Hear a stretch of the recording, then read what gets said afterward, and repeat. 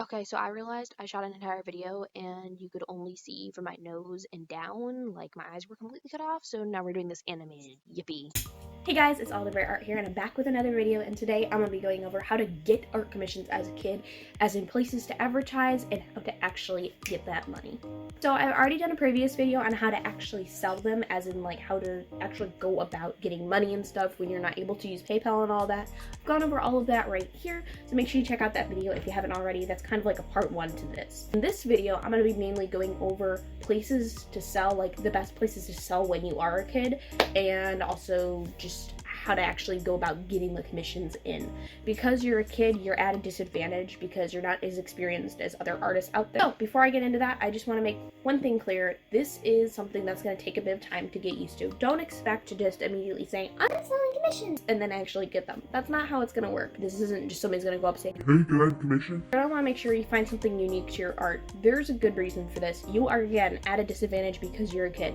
You don't have as much experience as other artists, so people aren't going to come to you necessarily because of how great your art is. Like, let's be real with ourselves, you're probably not going to be Leonardo da Vinci at this time, right? I almost said Leonardo DiCaprio, I'm not going to lie. But anyways, you're not going to be Leonardo da Vinci at this age.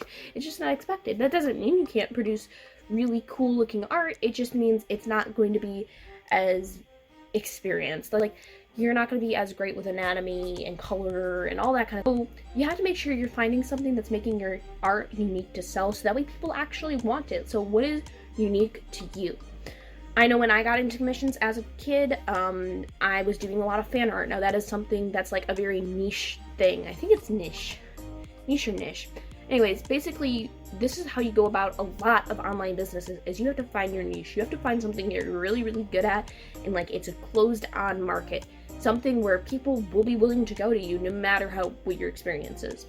I know I joined a community that was based around a show called Star vs. Force of Evil, and there weren't a whole lot of artists there at that time. I joined when there was only like 12,000 members, and because of that, like, there weren't a whole lot of artists. So people were willing to go to me just because the market wasn't very flooded, and I was drawing what they were wanting to get. So fan art's just one thing you could do. You could just say you're willing to draw more things. You're able to do things like mecha or more complicated things just because you're going to put a lot of detail into it. Sometimes you can make up for your experience with just the amount of work and effort you actually put into a piece. That can sometimes even it out a little bit, but it doesn't matter. Just find something that's unique to you that's going to make your art sellable. Another thing is you're going to have to make sure you're pricing accurately. Don't be expecting $50 art commissions when you're just starting out as an artist. Even if you've been doing it for like 3 years, it's not the amount of time you've been doing art, it's how far along you are in your art journey, like how much progress you've actually made. And you have to keep that in mind because that's going to affect your price of your art, because everything has value.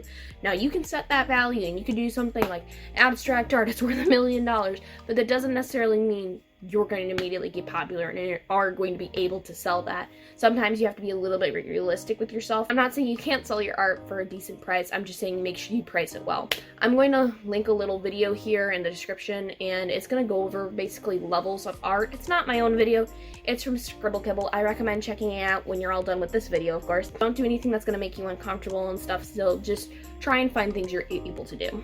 Another thing is you're going to want to make sure you're posting consistently on whatever thing you use. No, I was making huge buko bucks when I was continuously posting every single day back when I was doing commissions as a kid. That made a huge difference. Get more people seeing your posts, and normally algorithms are more willing to boost up your stuff. Hi there.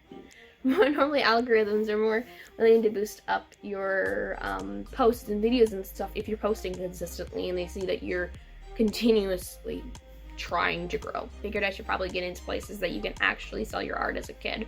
It's really hard to grow a following, especially when you're inexperienced, but if you're drawing something people will love, then you're gonna get followers no matter how great you are. If you're drawing something that somebody's gonna go, wow, that's cool, then you're gonna get followers. It doesn't have to be the greatest thing in the world, as long as it just got detail and it's something they love. I recommend trying out places that normally have more younger artists. I mean, for one thing, Amino is how I got started. I can show you a little link of my profile here, but one thing you have to keep in mind, I was a kid back then. I was obnoxious. In fact, I'm still obnoxious. Let's be real here, but I did a lot of stupid things. But basically, Amino is a great place to get started. There's a lot of kids in that thing, but there's different types of communities of all different sizes, and if you can find a smaller size community, you're more likely to get commissions than that.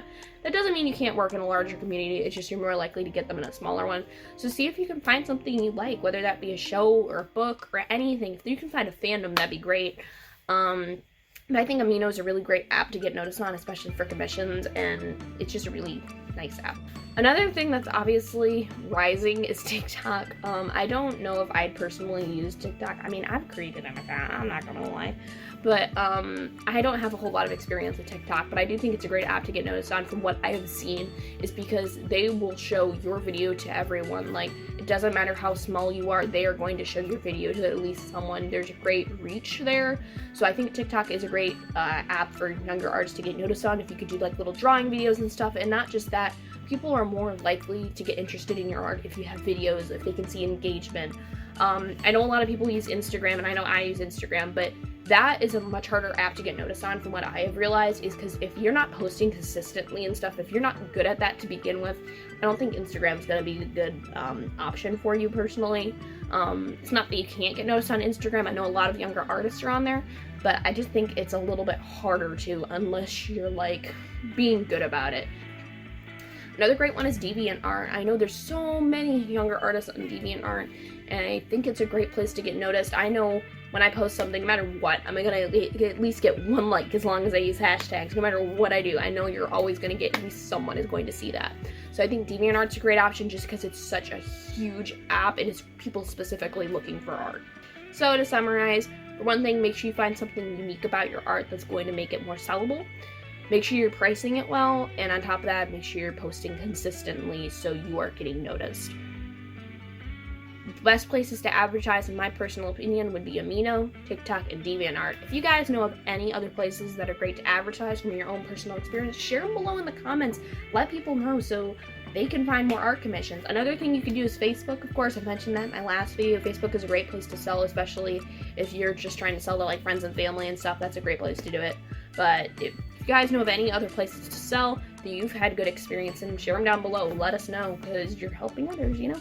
That's today's video, guys. If you have any questions, let me know in the comments. Make sure you like, subscribe, and I'm not sure if the YouTube's still doing the notification bell, but if it is, make sure you hit the notification bell. And just let me know if you have any video requests or anything like that. But until next time.